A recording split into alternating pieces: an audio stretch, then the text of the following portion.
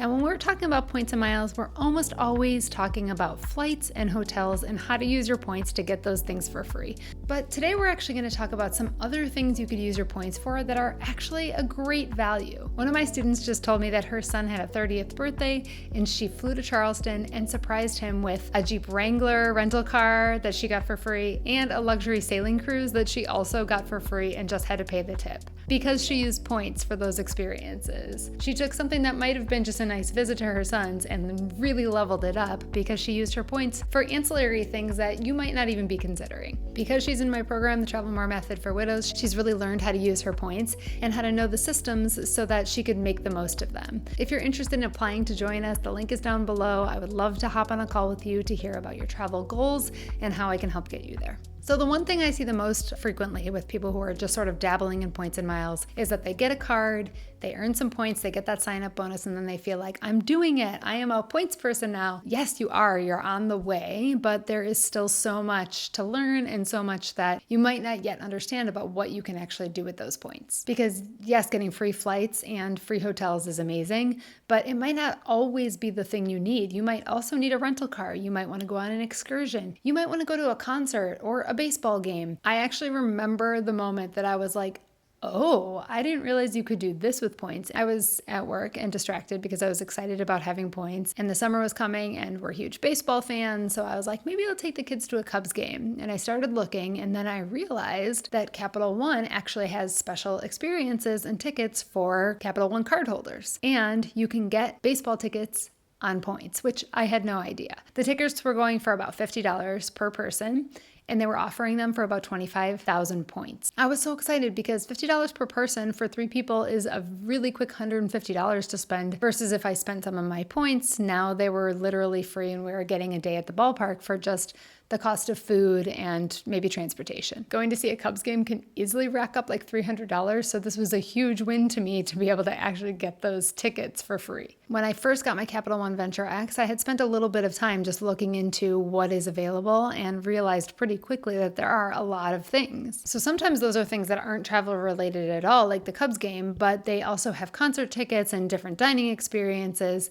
all things that you could book with points if you just didn't want to pay cash. So if I go to Chase Travel here, and I have flight options, I have hotel options, here are rental cars and then activities. But if I click on activities and I talk about the spin trip, let's say I'm going the first week of July and I click search, it is going to bring up a long list of different activities, most of these through TripAdvisor, that I can actually book with my points. So if I were looking for a walking tour or a wine tour or something like that, I could click right there. This is the small group guided walking tour, and it will walk me through the steps as if I were booking with cash, but then it's going to allow me to book using points.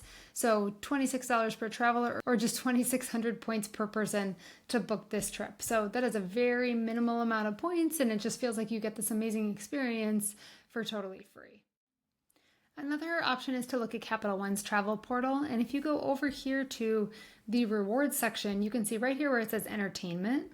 And if you click there, it is going to open up a bunch of entertainment options that you have as a Capital One card holder. You can change the city you're looking for here. So let's say I wanted to take a trip to New York. Instead of doing something in my own city, I could pull up a different city and it will show me all of the things. There's theater, there's music, there are sports, comedians. It is really a long list of things that you can do and tickets you can get. So let me just show you exactly what I was talking about with those Cubs tickets. If I go to the sports section and I click on the Cubs, I can choose a home game. Let's say I want to go to this game in August. I'm going to click get tickets. It's going to pull up all the different price points for me in cash so I can see how much these tickets are. As you can see, the tickets are quite expensive. A seat in the upper deck, $112 per person for that ticket, or I can get the same one for 14,000 points. Now, this is an expensive game. There are going to be games that are less expensive and I could get for like 7,000 points. But either way, it's nice to have that option to spend $0 to go to a big event that would have cost you a lot of money when you get a few people together. They might not always be the very best value for your points, but sometimes you have something in mind to do anyway, and you would rather not spend the cash, and you can use your points this way. This is the beauty of knowing how to earn points on repeat so that you're not afraid to spend them when you actually want them. That is another one of the big things we talk about in my program, because it's not about getting one big win or about saving up a bunch of points so you can take that big trip. It's about knowing how to earn points all the time so that when you want to do something, whether it's take a flight or have an experience, there are points available for you. Another really nice thing about some of these cards is that they also often have travel credits. So my student who did this and went to Charleston to surprise her son, not only did she have the points to use for that rental car, but she also had a $50 travel credit, which she could kind of stack together. So first she used the $50 travel credit, and then she paid for the remainder of the car on points. So that first $50 was free. It's sort of included in the annual fee of your card. And then she used points to pay for the rest. So it's like a double win. That rental car would have cost her $415 if she would have just paid for it cash. But instead, she used the travel credit first, and she applied points for that, which probably was about 36,500 points. $0 out of pocket to pay for that rental car that was going to cost her $415. That is not a little bit of money to save. Next was an excursion that would have been $550 if she would have just booked it by itself. It was a luxury sailing excursion, like dreamy.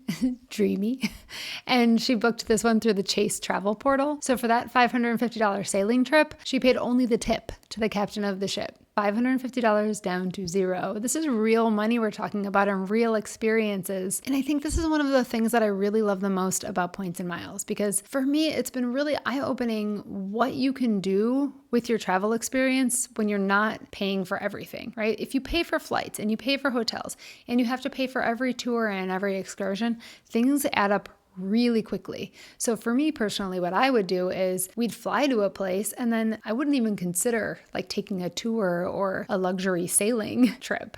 I just wouldn't. It would have been too much money. But now, because I have paid $0 for a flight or $0 for a rental car or the hotel, now a walking tour through a new city is like a no-brainer because it's hardly any money compared to what I would have spent had I been paying cash for all these other things. So on top of that, if you have enough points, you can also book those experiences using your points and really bring your travel costs down to $0. And when we talk about free travel, things are really free if you prioritize that way. Sometimes you spend points on things, sometimes you spend cash on things, sometimes you pay taxes and fees. There are ways to offset all of that, so you could truly have a free trip, but it just depends on how you prioritize the points that you have. But let's say, for example, I were to use points to fly to Lisbon, Portugal. And when I got there, I stayed at a hotel where I could use my points for the entire stay. Now I'm $0 on flights, $0 on hotel. If I play my cards right, I also would have points for experiences. So I could use my points to book through Viator or the Capital One travel portal, take an experience that would have cost me maybe $150, apply points to it, and now I have an experience also for 0 points. Personally, I usually pay cash for those kinds of things, but maybe this is the one trip and you really just want to go with $0 all the way in. You choose how to use your points.